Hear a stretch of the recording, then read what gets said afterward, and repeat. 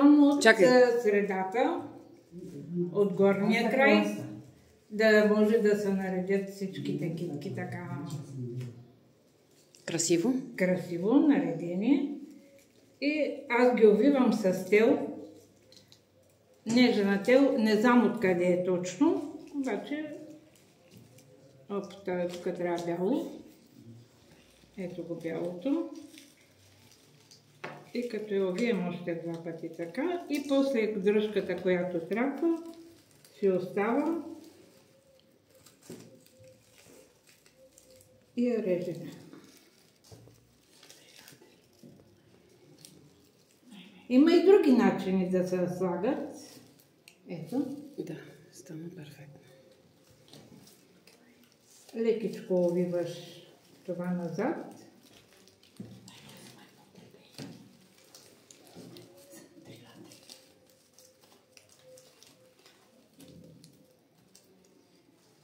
Момичета, ако обичате, може ли клещите?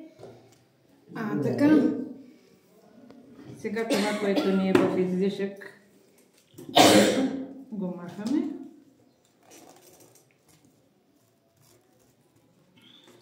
Хайде. Не, аз не съм го хванала както трябва.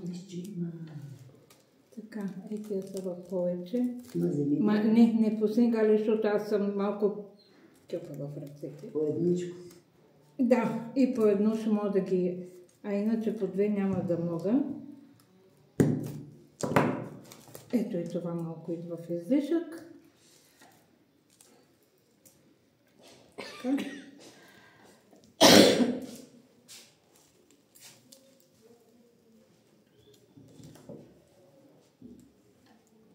И сега ще го завършим.